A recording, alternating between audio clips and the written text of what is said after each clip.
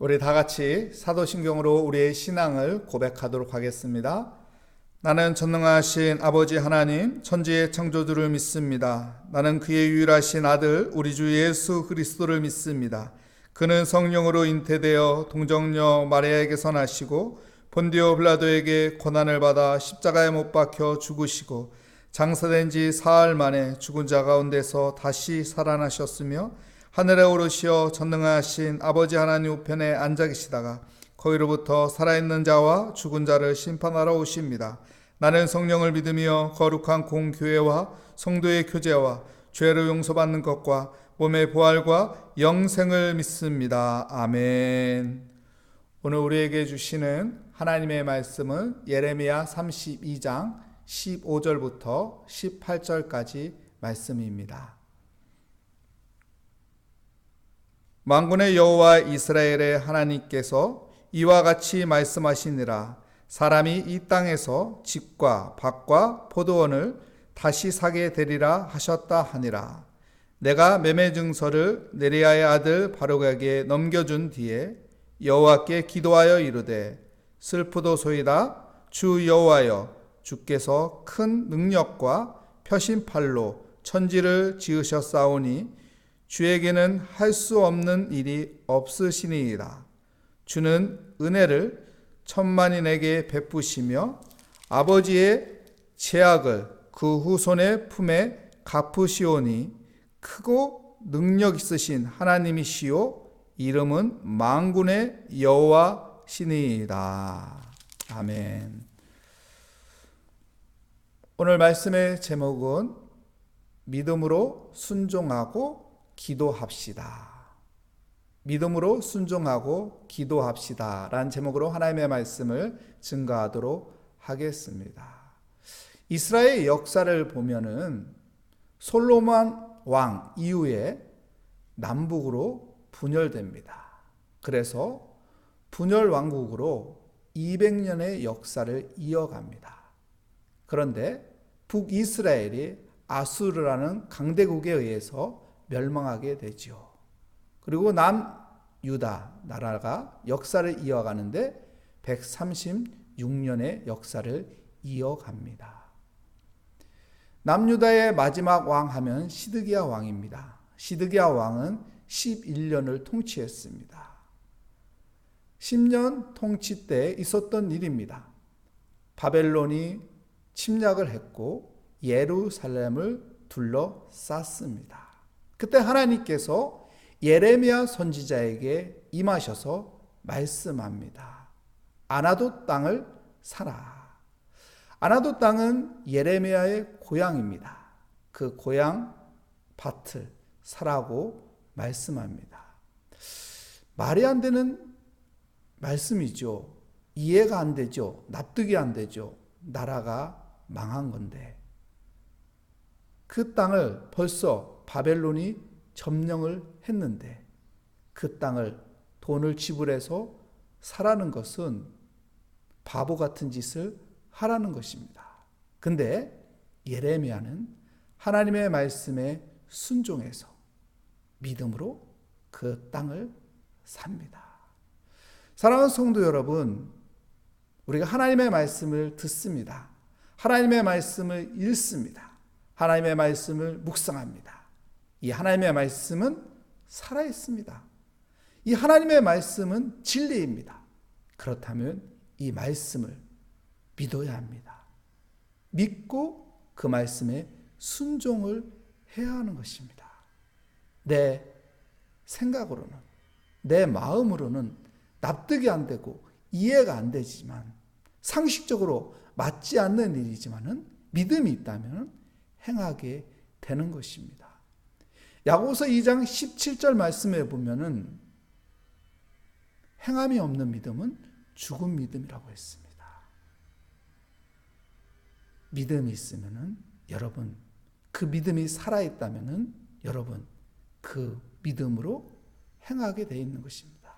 그 말씀에 순종하게 돼 있는 것입니다. 아브라함의 믿음이 그런 믿음이었잖아요. 그의 생각으로는, 그의 상식으로는 납득이 안 되고 이해가 안 되는 거였겠죠. 하지만 믿음으로 그의 아들 이삭을 하나님 앞에 바칩니다. 그랬더니 어떤 놀라운 일이 있었습니까? 여호와 이레의 하나님을 만나게 된 것입니다. 사랑하는 성도 여러분, 내 생각으로, 내 상식으로, 내 마음에 이해가 안 되고 납득이 안 돼도 하나님의 말씀은 살아있고 하나님의 말씀은 진리라는 그 믿음을 가지고 순종하는 복된 삶이 되시기를 축복합니다. 예레미야가 하나님의 말씀에 이렇게 믿음으로 순종을 하고 그는 하나님 앞에 기도합니다. 어떻게 기도했나요? 오늘 말씀을 보도록 하겠습니다. 17절 말씀입니다. 슬프도소이다. 주 여호와여, 주께서 큰 능력과 표심팔로 천지를 지으셨사오니 주에게는 할 수 없는 일이 없으시니이다. 하나님의 손으로 천지를 지으셨어요. 그리고 하나님의 팔은 전능하신 팔이다 라고 말씀하십니다. 여러분, 예레미야가 처음에는 슬프도소이다 이렇게 고백하죠. 왜 슬픈가요? 나라가 망했으니까 슬픈 것이요. 이 슬픔에 그는 시선을 고정시키는 것이 아니라 다시 시선을 어디에 고정시킵니까?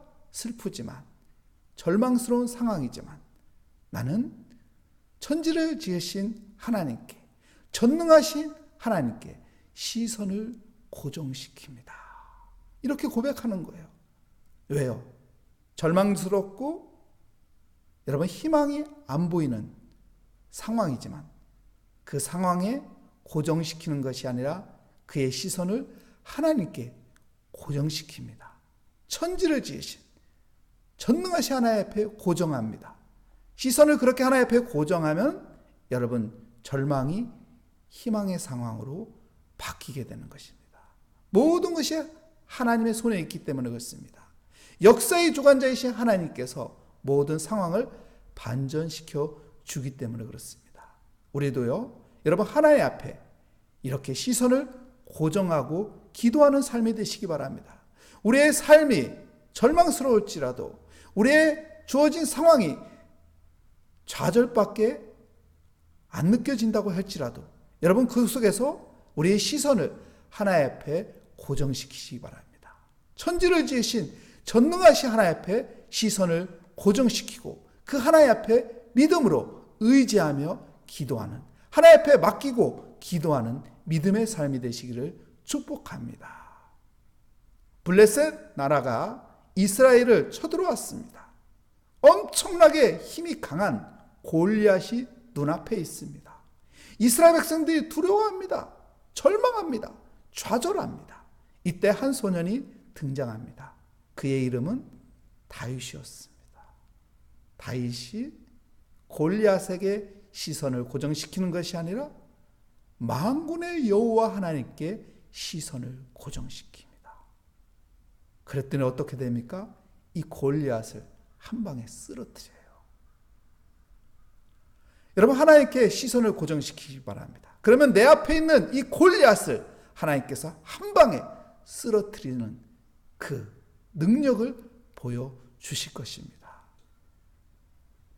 이스라엘 백성들이 출애굽할 때 앞에 큰 홍해 바다가 가리고 있었습니다. 앞으로 더 이상 갈 수가 없습니다. 뒤로 돌아섰더니 뒤에는 애국 군대들이 이스라엘 백성들을 죽이려고 달려오고 있습니다. 진퇴양난의 상황이 되었습니다. 이때 모세는 어디에 시선을 고정시키나요? 애국 군대들에게 시선을 고정시켰나요? 아니에요. 애국 군대에게 시선을 고정시키면 절망밖에 없습니다. 좌절밖에 없습니다. 두려움밖에 없습니다. 모세는 하나님께 시선을 고정시킵니다. 그랬더니 하나님께서 어떻게 하십니까? 천지를 지으신 하나님께서, 전능하신 하나님께서 홍해 바다를 갈라주십니다. 길이 없는 곳에 길을 만들어 주신 것입니다. 여러분, 하나님 앞에 시선을 고정시키고 하나님 앞에 의지하고 하나님 앞에 맡기고 기도하시기 바랍니다. 그러면 우리 인생에 길이 없는 곳에 하나님께서 길을 만들어 주시는 그 복된 삶이 될 것입니다. 예레미야는 또 어떻게 기도했나요? 한번 18절 말씀 보도록 하겠습니다. 주는 은혜를 천만인에게 베푸시며 아버지의 죄악을 그 후손의 품에 갚으시오니 크고 능력 있으신 하나님이시오. 이름은 만군의 여호와시니이다. 출애굽기 20장 5절 6절 말씀에 보면은 죄는 3대를 이어가고 은혜는 1000대를 이어간다고 말씀합니다. 무슨 말인가요? 여러분, 사람들은 영향을 받고 산다는 거예요. 내가 죄가 있는 곳에 가면은 죄의 영향을 받는다는 것입니다. 내가 죄를 지으면은 내 주위에 있는 사람들이 나를 통해서 죄의 영향을 받는다는 것입니다. 여러분, 죄에서 벗어나는 사람이 되시기 바랍니다. 죄에서 빠져나오는 사람이 되시기 바랍니다. 그리고 은혜에 거하는 사람이 되시기 바랍니다. 내가 은혜 받는 사람이 되시기 바랍니다. 내가 은혜를 찾아가고 은혜의 자리에 있는 사람이 되시기 바랍니다. 내가 은혜의 영향을 받는 사람이 되시기 바랍니다. 내가 은혜의 영향을 주는 사람이 되시기 바랍니다. 내가 은혜 받으면요, 우리 가족들이 은혜의 영향을 받는 거예요. 내가 은혜롭게 살면요, 내 주위에 있는 사람들이 은혜의 영향에 전염을 받게 되는 것입니다. 여러분, 은혜 있는 삶을 살아가시기를 바랍니다. 죄는 3대를 이어가지만은 여러분, 은혜는 1000대를 이어간다고 말씀합니다. 이스라엘 백성들이요, 죄를 지었어요. 그래서요, 바벨론에 의해서 멸망하였고 70년 동안 바벨론의 포로의 삶을 살아갑니다. 그래서요, 예레미야가 하나님 앞에 은혜를 구하는 기도를 하는 거예요. 하나님, 은혜를 주시옵소서. 은혜를 주시옵소서. 그 백성들에게요, 하나님께서 70년의 바벨론의 포로에서 해방시켜 주시고 이스라엘로, 예루살렘으로 귀환하게 하십니다. 그리고 성전을 다시 건축하게 하고 하나님을 예배하는 은혜의 삶을 누리게 해주십니다. 사랑하는 성도 여러분, 우리가 무슨 기도를 해야 합니까? 하나님, 내가 은혜를 기억하고 내가 은혜의 삶을 누리게 하여 주시옵소서. 내가 하나님의 은혜를 알고 하나님 앞에 의지하며 하나님 앞에 맡기며 하나님을 바라보는 믿음의 삶을 살아가게 하여 주시옵소서. 그래서 은혜를 누리는 믿음의 사람이 되기 원합니다. 은혜를 누리는 우리 가족이 되기 원합니다. 은혜를 누리는 이 나라가 되게 하여 주시옵소서. 은혜를 누리는 모리아 교회가 되게 하여 주시옵소서. 기도하는, 은혜 안에 있는, 은혜를 구하는 복된 삶이 되시기를 축복합니다. 기도하겠습니다. 하나님, 감사합니다. 우리가 믿음의 행위로 하나님 앞에 예배하며 하나님 앞에 기도하는 삶을 살게 하여 주시옵소서. 천지를 지으신 전능하신 하나님 앞에 시선을 고정시키며 은혜를 누리는, 은혜를 찾는, 은혜 가운데 있는 믿음의 삶을 살게 하여 주시옵소서. 주께 감사드리며 예수 그리스도의 이름으로 기도합니다. 아멘. 하늘에 계신 우리 아버지, 아버지의 이름을 거룩하게 하시며 아버지의 나라가 오게 하시며 아버지의 뜻이 하늘에서와 같이 땅에서도 이루어지게 하소서. 오늘 우리에게 일용할 양식을 주시고 우리가 우리에게 잘못한 사람을 용서하여 준 것 같이 우리 죄를 용서하여 주시고 우리를 시험에 빠지지 않게 하시고 악에서 구하소서. 나라와 권능과 영광이 영원히 아버지의 것입니다. 아멘. 우리 이 시간 함께 기도하도록 하겠습니다. 하나님, 내가 믿음을 가지고 믿음의 행위를 하는 복된 삶이 되게 하여 주시옵소서. 그리고 하나님, 내가 전능하신 하나님, 천지를 창조하신 하나님께 시선을 고정시키며 하나님의 은혜를 구하는 믿음의 삶을 살게 하여 주시옵소서. 우리 각자 기도 제목을 하나님의 손에 올려놓으며 믿음을 가지며 은혜를 구하며 이 시간 함께 기도하도록 하겠습니다.